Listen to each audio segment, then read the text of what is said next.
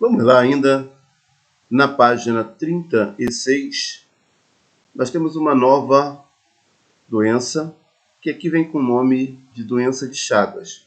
Porém, o nome oficial, tripanossomíase. Trata-se de uma doença de ciclo heteroxênico. Ciclo esse, então, que precisa de um hospedeiro intermediário, que nesse caso passa a ser esse animal, vulgarmente conhecido pelo nome de barbeiro.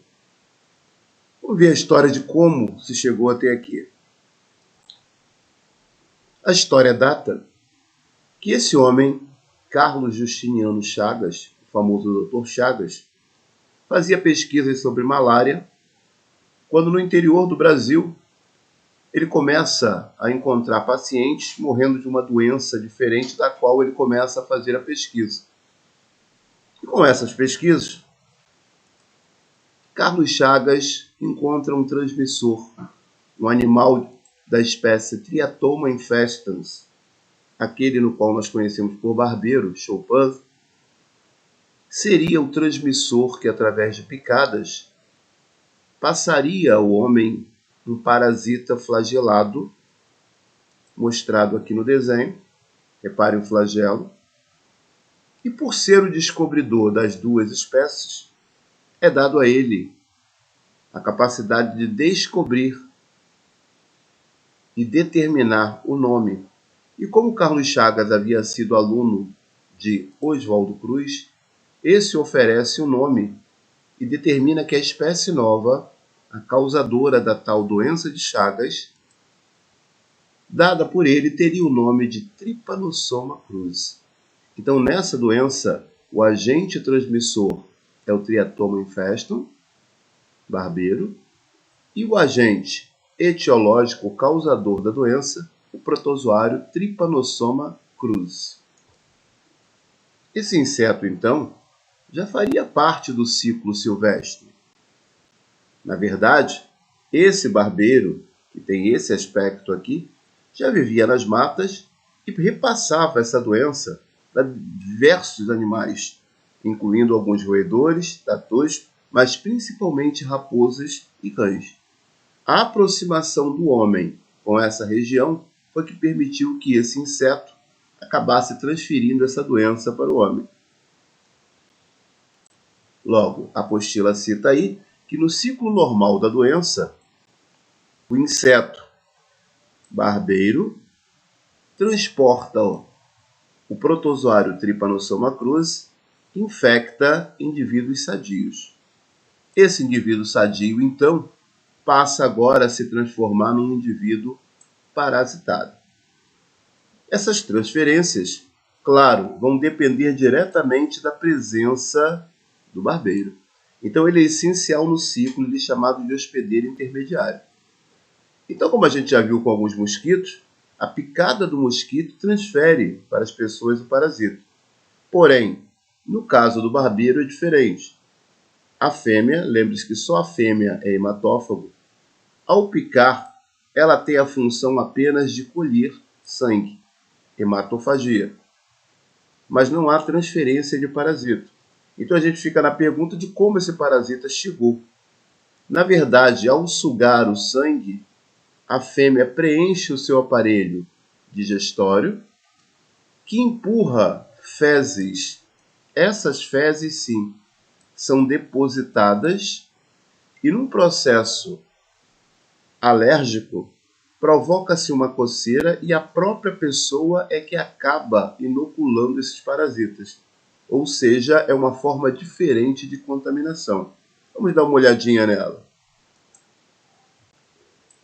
Credo, que bicho é esse? O barbeiro é um inseto que vivia no mato há muito tempo atrás e não oferecia nenhum perigo ao ser humano. Acontece que nós fomos desmatando as florestas e acabamos com o habitat desse inseto. Nossa, e aí ele ficou com raiva? Não, na verdade ele ficou sem lugar para morar e acabou descobrindo um jeito de vir morar bem perto da gente. E com isso trouxe junto com ele uma doença terrível chamada doença de Chagas. Nossa, que coisa terrível! Pois é, lugar onde tem barbeiro, até os animais são infectados e acabam colocando ainda mais em risco a vida da gente. Puxa, professor, que inseto mais malvado esse, hein? Nossa! Ele chupa sangue de gente e de bicho, então ele acaba contaminando tudo. Gatos, cachorros, pequenos animais silvestres que vivem na roça e acaba chegando ao ser humano também. Quando ele pica para chupar sangue, ele acaba fazendo cocô na pele da gente. Aí dá uma coceirinha e quando a gente coça, acaba espalhando o cocô do barbeiro no lugar da picada. Nossa, professor, que coisa nojenta! E perigosa. Nas fezes do barbeiro existe um bichinho chamado Trypanosoma cruzi, que entra no sangue da gente e causa a doença de Chagas, que ataca o coração, o esôfago e o intestino para o resto da vida. Essa doença não tem cura e ela faz com que os órgãos atingidos comecem a crescer e a inchar e acabam matando as pessoas que têm essa doença. Nossa, e o que a gente sente? Passamos a reparar, então, que o ciclo natural utiliza esse inseto como transmissor. Mas nós temos formas alternativas. E que formas são essas? Nós podemos ter o contato com o inseto feito por trituração. Isso aconteceu principalmente no açaí e no caldo de cana. Vegetais que foram triturados contendo o inseto dentro.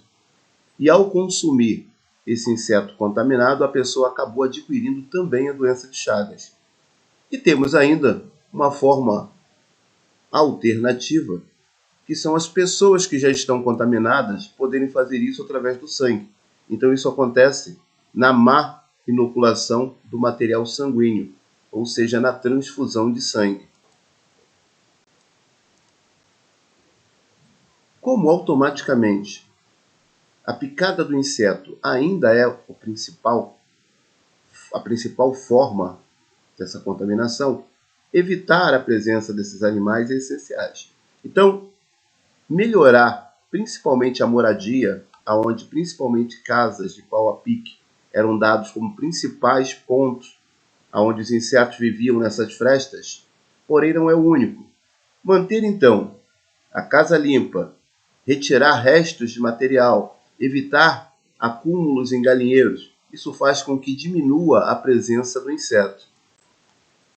Quando esse inseto entra em contato com a pessoa, a fase aguda é normalmente rápida e é marcada por pequenos sintomas, porém entre eles a presença do que a gente está vendo aqui de sinal de România, que é esse inchaço que dá em volta das pálpebras, e o ponto da inoculação, que muitas vezes não é nem visto.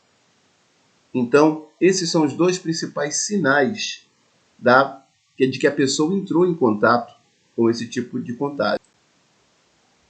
Nossa, e o que a gente sente? Uma boa pergunta. Quando você sentir que foi picado, olhe bem se tem algum tipo de tumor no local da picada. A pessoa doente com mal de Chagas tem inchaço nas pálpebras do olho, febre baixa que dura muito tempo, sente um mal-estar e falta de apetite e se sente cheio e enjoado porque o baço e o fígado aumentam de tamanho. O coração bate mais acelerado e aparecem inchaços pelo rosto e pelo corpo. Quem está com algum desses sintomas tem que procurar urgente um médico e observar se a casa ou nas redondezas pode ser um habitat do barbeiro.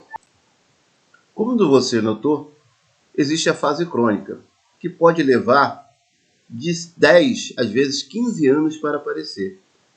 Então, esse parasita presente no corpo ele pode atacar principalmente o sistema nervoso, o tecido cardíaco e no sistema digestório um aumento de tamanho tanto do esôfago quanto dos cólons do intestino, o chamado megaesôfago e megacólon.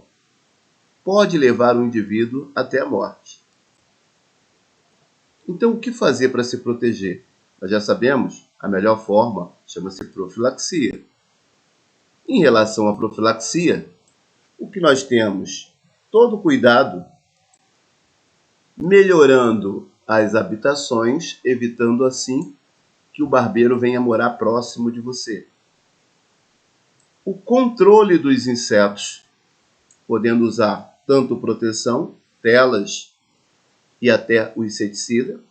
Controle do ambiente onde mora, evitando acumular material em volta. E além do controle sanguíneo, o controle alimentar naqueles alimentos que citamos, que podem conter essa contaminação. Então, essas são as melhores formas de profilaxia contra essa doença. Ok? Fechamos mais um filmezinho e vamos continuar na apostila. Até daqui a pouco.